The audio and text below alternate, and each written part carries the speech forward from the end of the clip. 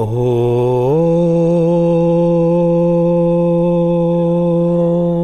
शांति शांति शांति।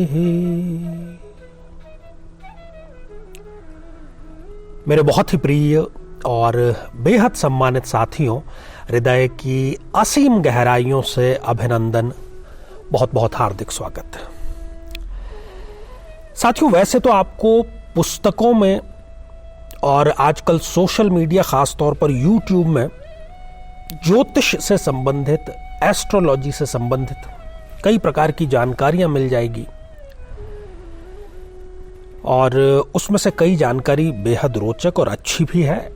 ऐसा ज़रूरी नहीं कि सारी जो सामग्री है सोशल मीडिया पर वो किसी काम की नहीं है, परंतु जिसको हम शास्त्रीय कह सकें, जिसको हम ऑथेंटिक कह सकें, जिस पर आंख मूंद कर विश्वास किया जा सके, ऐसी सामग्री बहुत कम है, बहुत ही कम है, उसका प्रतिशत बहुत कम है। और हमें हमारे इस चैनल के माध्यम से हजारों की संख्या में आज तक ऐसे कमेंट मिल चुके हैं जिसमें ये जिज्ञासा जाहिर की गई हमारे सम्मानित दर्शकों के माध्यम से कि आचार्य जी, ज्योतिष शास्त्र पर थोड़ी सी जानकारी, जो हम लेमैन है, जो एक आम आदमी है, जिसका शास्त्रों से बहुत गहरा कोई संबंध नहीं है, परंतु यदि वो ज्योतिष के बारे में और ज्योतिष के अपने जीवन पर क्या प्रभाव है, सकारात्मक नकारात्मक, और थोड़ा बहुत वो अपनी कुंडली के बारे में जानकारी प्राप्त कर ले, तो ऐसी सभी जिज्ञासाओं, ऐसे सभी प्रश्नों को शांत करने के लिए ये हम आज से एक श्रृंखला का प्रारंभ कर रहे हैं और ए से हम शुरू कर रहे हैं। अगर आप ज्योतिष के बारे में कुछ भी नहीं जानते हैं तो ही ये आपके काम का है।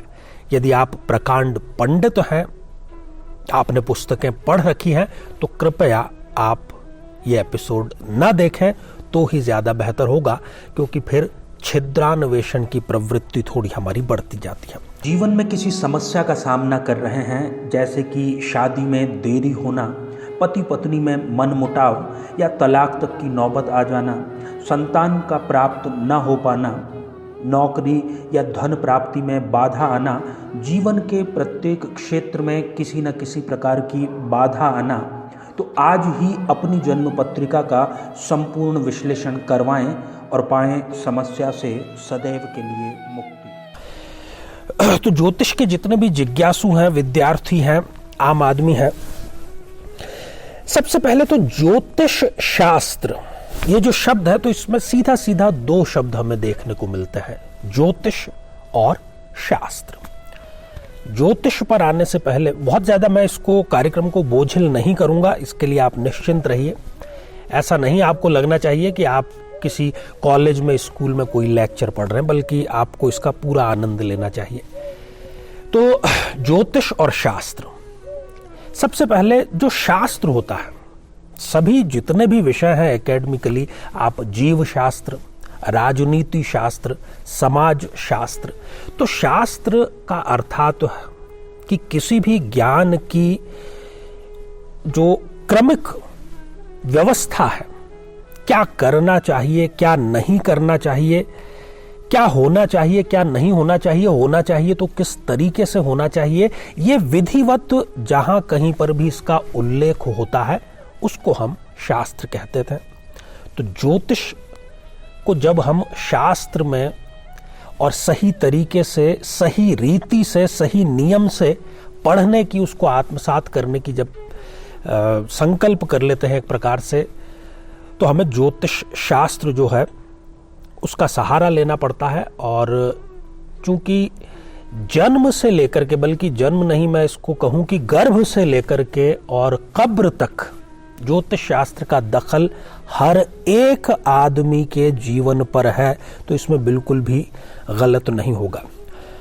जो हमें सत्य का ज्ञान करा दे। देखिए, हम सुबह से लेकर के रात्रि तक केवल गलत फहमी में, विचारों में, भावों में जीते हैं, और ज्योतिष क्या करता है, वो हमें सत्य का ज्ञान कराता है। कैसे कराता है? जो व्यक्ति की एक जातक की जन्म पत्रिका है, उसमें उसके साथ में भविष्य में क्या होने वाला है, उस सत्य का ज्ञान जिस शास्त्र के माध्यम से होता है, बल्कि हमारे जो पूर्व जन्म है उसके बारे में भी जो सत्य है उसका ज्ञान जिस शास्त्र के माध्यम से होता है उसको हम ज्योतिष शास्त्र कहते हैं। और एक उल्लेख कई शास्त्रों में हमें देखने को भी मिलता है, जो शास्त्रीय ग्रंथ हैं खासतौर पर ज्योतिष के, कि ज्योतिषाम सूर्यादि ग्रहाणाम बोधकम शास्त्रम। इस अंतरिक्ष में जितने भी ग्रह, सूर्य, चंद्रमा, मंगल, बुध, गुरु, विज्ञान से इतर, क्योंकि विज्ञान चंद्रमा को ग्रह नहीं मानता, उपग्रह मानता है, इसी प्रकार से राहु केतु को भी विज्ञान जो है वो ग्रह नहीं मानता। तो कहने का अर्थ यह है कि जितने भी चलायमान ग्रह हैं इस सृष्टि में, उन ग्रहों के बारे में जानकारी प्राप्त करना कि उनकी गतियां कैसी है, उनकी संख्या कितनी है, नक्षत्र कितने हैं, कब कोई ग्रह उदय होता है, कब अस्त होता है, कब ग्रहण की स्थिति उत्पन्न होती है, ये सारा, इसको एस्ट्रोनॉमी या एस्ट्रोफिजिक्स में भी इसका अध्ययन किया जाता है। पर यहां पर हम बात कर रहे हैं कि उन ग्रहों का हमारे जीवन और इवन जड़ और चेतन पर क्या प्रभाव पड़ता है, चाहे कोई पेड़ पौधा है, पशु पक्षी है, मनुष्य है, उस पर क्या प्रभाव पड़ता है, इसका अध्ययन ज्योतिष शास्त्र में किया जाता है। यदि आपकी जिज्ञासा है इस प्रकार का कोई ज्ञान प्राप्त करने की, तो ही आपको रुचि दर्शानी चाहिए ज्योतिष शास्त्र में। अब आपको ज्योतिष का जो प्रारंभिक शब्द है उसमें आप ध्यान दीजिए कि ज्योति, प्रकाश, संसार जो है वो दुखों से भरा हुआ है। गौतम बुद्ध ने भी यही बात कही है, सुख और दुख आते जाते रहेंगे, अच्छा और बुरा समय आता जाता रहेगा। तो इन दोनों समय में हम अपना संतुलन कैसे बरकरार रखें? खुशी में या अच्छे समय में पता चले कि हम आसमान में उड़ना हमने प्रारंभ कर दिया, संतुलन नहीं है। जैसे ही दुख का समय आया तो हम रसातल में धंसते चले गए कि बस अब तो आत्महत्या करके ही हम दम लेंगे, नहीं। इन दोनों के बीच में जो हमें संतुलन की, जो प्रकाश की किरण दिखा दे, हमारा मार्गदर्शन कर दे, वो ही ज्योतिष शास्त्र है। और साथियों, ज्योतिष को हम काल विधान शास्त्र भी कहते हैं। क्यों कहते हैं? कि हमारी जो गणना है, आज क्या वार है, अभी कौन सा माह चल रहा है, अभी कौन सा वर्ष चल रहा है, किसी कार्य को करने के लिए मुहूर्त कैसे निर्धारित करना है, इसके लिए हमें ज्योतिष शास्त्र का सहारा लेना ही लेना पड़ेगा। इसलिए इसको काल निर्धारण का जो है वो शास्त्र कहा गया है। कालाधीन जगत सर्वम, ये जो जगत है ये काल के ही अधीन है और अंत में ये काल के ही गाल में समा जाएगा। आप यदि आपको चंद्रमा के बारे में थोड़ी बहुत भी जानकारी है, तो जब पूर्णिमा की रात्रि होती है उस दिन पृथ्वी पर क्या असर होता है उसका, जितने भी जल तत्व हैं, समुद्र में ज्वार भाटा आता है, और इवन समुद्र ही नहीं, हमारे शरीर की जो जल राशि है वो भी चंद्रमा के गुरुत्वाकर्षण के कारण हमारे मस्तिष्क की तरफ जाती है। और इसी का ये असर है कि पूर्णिमा के दिन पागलपन के, उन्माद की, दुर्घटना की सर्वाधिक जो घटनाएं हैं वो संसार में होती देखी गई हैं।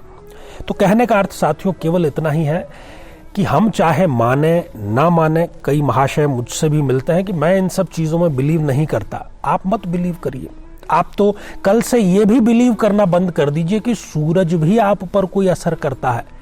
तो ऐसा तो नहीं होगा कि कल सुबह जो सूर्य उदय होगा वो आप पर प्रकाशित नहीं होगा, होगा। मानना या ना मानना ये आपका व्यक्तिगत अधिकार भी है और आप इसके लिए स्वतंत्र हैं, और ग्रह जो है वो अपना कार्य करने के लिए स्वतंत्र है। ये जो प्रकृति है ये त्रिगुणात्मक है, रजस, तमस और सत्व ये गुण। तो रजस जो गुण है वो हमें कार्य करने के लिए प्रेरित करता है, तमस जो गुण है वो हमें कार्य को ना करने के लिए प्रेरित करता है, आलस्य के लिए प्रेरित करता है। और इन दोनों का जो बैलेंस है वो है सत्व गुण, जो कि हमें इन दोनों के बीच में संतुलन स्थापित करने का कार्य, क्योंकि गीता में भी भगवान योगेश्वर श्री कृष्ण ने यही कहा है कि अति हर चीज की खराब है। तो संतुलन जो है वो कैसे स्थापित किया जाए, ये शायद मेरा अपना व्यक्तिगत व्यू है कि ज्योतिष शास्त्र के माध्यम से हम इसको बहुत बेहतर ढंग से जान सकते हैं। और ज्योतिष शास्त्र को वेदों का नेत्र कहा गया है, नेत्र जिससे कि हम देखते हैं। और इस संसार का जितना ज्ञान है उसमें आप उस सूत्र को पकड़ करके यदि आगे चलेंगे तो आपको पता चल जाएगा कि सारा का सारा जो ज्ञान है उसकी उत्पत्ति, उसकी जड़ें कहीं ना कहीं वेदों में है। और वेदों ने यदि ज्योतिष को इतना महत्व दिया है तो आप सोच सकते हैं कि इसमें किसी भी प्रकार की कोई दो राय नहीं है कि ज्योतिष कहीं भी कम महत्व का है। अब इसको थोड़ा सा मोटा मोटा हम समझ लेते हैं कि ज्योतिष शास्त्र को, जैसे हर शास्त्र की अपनी शाखाएं होती है ना। जैसे केमिस्ट्री में होता है organic, inorganic chemistry, political science में होता है, हर शास्त्र में होता है, उसका अपना एक सैद्धांतिक होता है और एक प्रैक्टिकल होता है। तो ठीक वैसे ही जो ज्योतिष शास्त्र है इसको हम मूलतः या मोटे तौर पर कहें तो 3 स्कंधों या 3 शाखाओं में हम इसको बांटते हैं। सबसे पहला है सिद्धांत शाखा, थियरी। दूसरा है जो स्कंध वो है संहिता स्कंध, और तीसरा जो है उसको जातक या होरा स्कंध कहते हैं। तो सबसे पहला जो बात है वो सिद्धांत की बातें उसमें की जाती है, गणित की बातें की जाती है। गणित कैसे? जब हम ज्योतिष में ये अध्ययन करते हैं कि शून्य क्या है, दशमलव की पद्धति क्या है, बीज गणित क्या है, रेखा गणित क्या है, त्रिकोणमिति क्या है, कौन सा ग्रह कब उच्च का होगा, कब वो ग्रह नीच का होगा, कब कोई ग्रहण को प्राप्त होगा, हमारी जन्म पत्रिका में किसी ग्रह की डिग्री कितनी है, अभी जो गोचर है उसकी अवस्था क्या चल रही है, किस ग्रह की कौन सी दृष्टियां होती है। तो जहां पर गणितीय हमारी दृष्टि है वो सारा का सारा विभाग सिद्धांत विभाग है। दूसरा जो संहिता है, संहिता के अंदर हर चीज का मेला जुला रूप है। पंच महाभूतों से ये जो शरीर और ये सृष्टि बनी है, इस पर ग्रहों का क्या और कैसा और कब प्रभाव होगा, ये संहिता स्कंध के अंतर्गत हम पढ़ते हैं। और समष्टि पर या व्यष्टि पर किस प्रकार से क्या असर होता है। कहने का अर्थ यह है कि एक ऐसा स्कंध जिसमें दोनों का मिश्रित रूप है, दोनों का किसका, जातक का और सिद्धांत का, उसको हम संहिता कहते हैं। और अंत में जब किसी व्यक्तिगत की बात करते हैं, इसलिए देखिए इसका नाम जातक है, फलित शास्त्र है। किसी पर्टिकुलर व्यक्ति का किस समय किस स्थान पर जन्म हुआ और उस स्थान विशेष पर, उस समय विशेष पर जन्म लेने के कारण कौन कौन सी घटनाएं कब कब उसके साथ में घटित होगी, मैं समझता हूं कि ये ही ज्योतिष का मूल और इसको जो सर्वाधिक उपयोगिता इसकी है वो इसी शास्त्र के, इसी स्कंध, जातक स्कंध से के कारण है। इसके अलावा हम देखते हैं तो शास्त्र के और भी कई रूप हैं ज्योतिष के, जिसमें प्रश्न शास्त्र, शकुन शास्त्र, मुहूर्त, अंग विद्या, स्वर, वास्तु, रमल इत्यादि ये सारे होते हैं, परंतु ये उतने प्रमुख नहीं है जितने की सिद्धांत, संहिता और होरा और जातक जो स्कंध है वो है। तो साथियों आज के लिए केवल इतना ही, और श्रृंखला ये हमारी जारी रहेगी। यदि आपकी भी थोड़ी या बहुत रुचि एस्ट्रोलॉजी में, ज्योतिष शास्त्र में है तो आपको ये अवश्य पूरी श्रृंखला देखनी चाहिए। तो इसी प्रार्थना के साथ में ईश्वर से कि आप सभी स्वस्थ, समृद्ध और शांतिपूर्वक जीवन व्यतीत करें। नमस्कार।